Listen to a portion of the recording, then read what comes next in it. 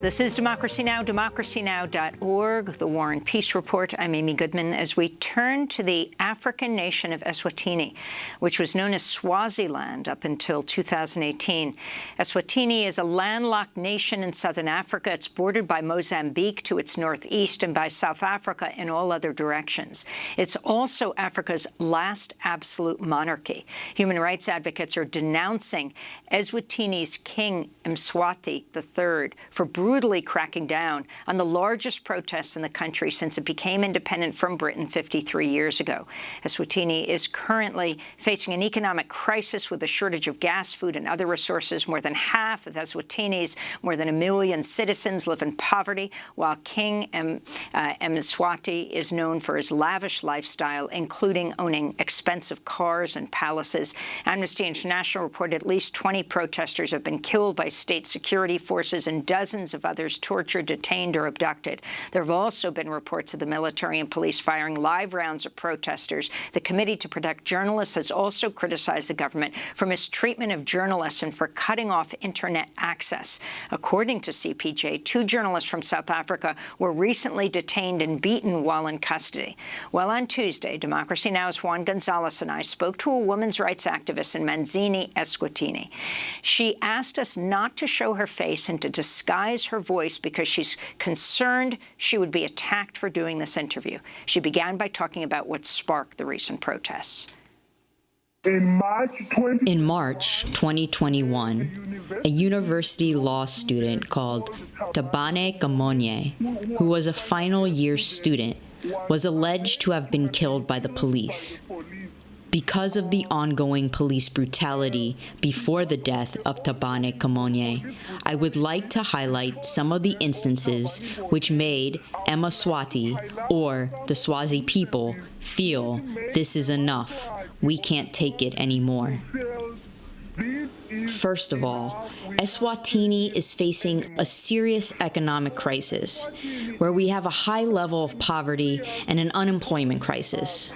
We are also facing issues of students not getting quality education. And also, those who would want to go to universities, there are no scholarships because the government is saying they can't afford them.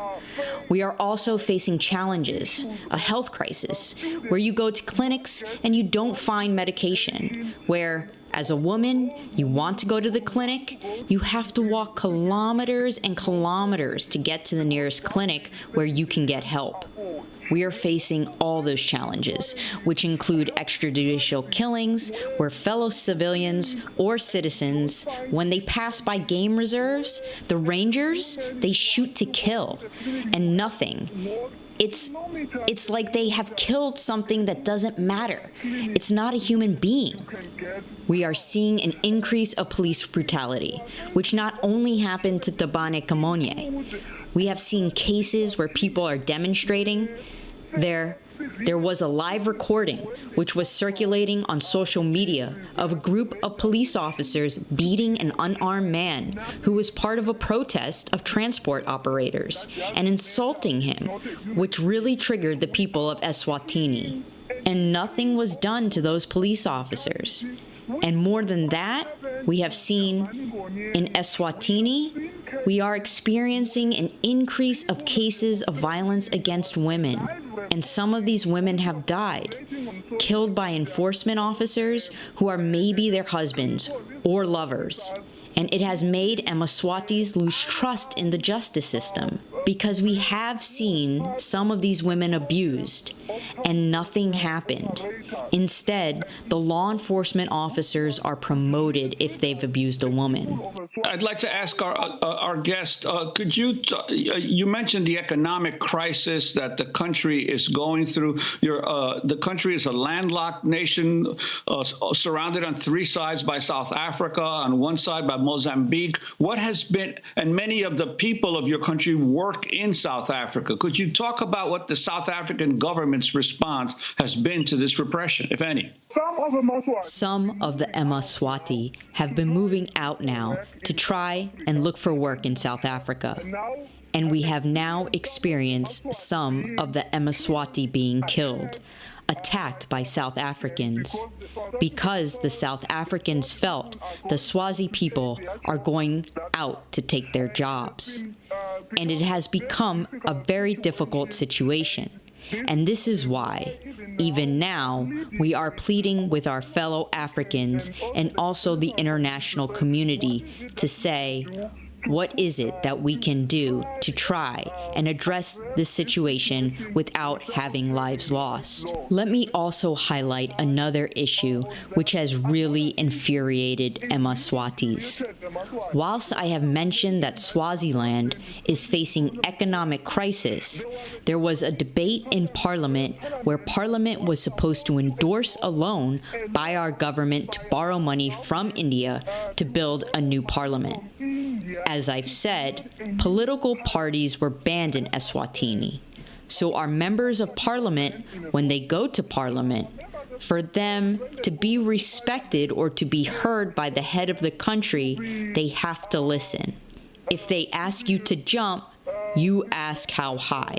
You jump on the tune of what the head of the country is saying. So people were saying, how can a whole country borrow money to build a new parliament when we have been hit hard by COVID-19? We have not been vaccinated. We do not have funds to get the vaccine. How can we build a new parliament instead of maybe using those funds to procure ventilators or to procure medicines that we don't have, or to beef up the health and education systems so that we have a quality health system and a quality education system? So when Tepane Kamonye was murdered, the youth and everyone felt this is enough. And that's when there was a first march, where the youth, it was the first march in history to have Mswati gathered in that form.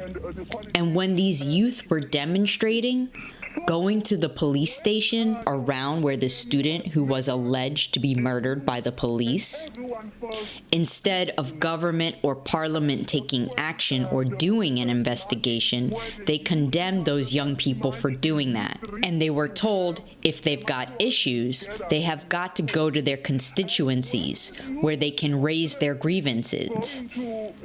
Hence, the protests that were all over the country. So all the young people and civil society organizations, they went to the different constituencies, and now people were putting clear demands.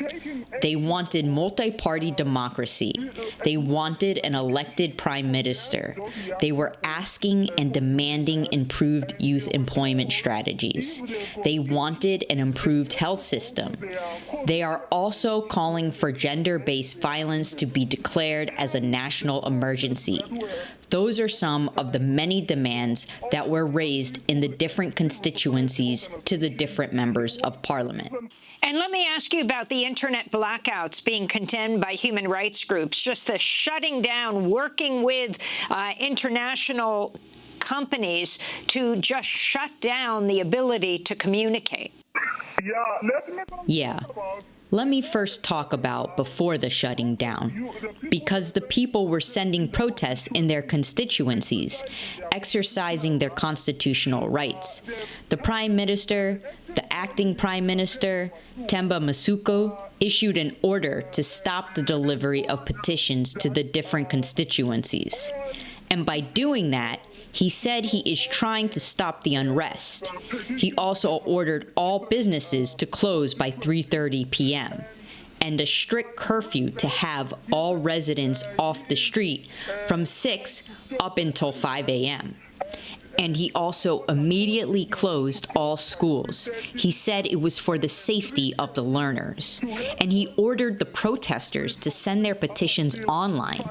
And whilst he said they must send their petitions online, they then ordered the internet service provider to switch off the internet. And then Mswatis were so furious, saying, "Then what do you mean?" And whilst they have done that, they then unleashed the army, the police, and the military to attack people who were looting on the streets. And some were burning structures, were burning shops, shops. We're burning vehicles on the streets. As I have mentioned, Swaziland is facing a serious poverty crisis. And when people are angry, there is a lot that can happen. We have seen recordings where police and the military were literally beating, shooting, killing unarmed civilians, unarmed Mswatis, on the street. As I speak now, there are currently more than 50 people who have died. And within those victims, the youngest is 14 years old. We are not identifying you, but you are a women's rights activist in Eswatini. What is the current situation for women under crackdown right now? The current situation is very bad. It has hit women hard. And in Eswatini, 70% of the population is living in the rural areas. And in the rural areas, there are few shops. And those few shops have been burned. They have been looted. And now it is difficult for women to get food to eat. It is difficult to get sanitary pads for their kids, to buy milk for their babies. It's a very painful situation. And some of the people that have been arrested for looting, they are women. And as we speak, they have been denied bail just for looting.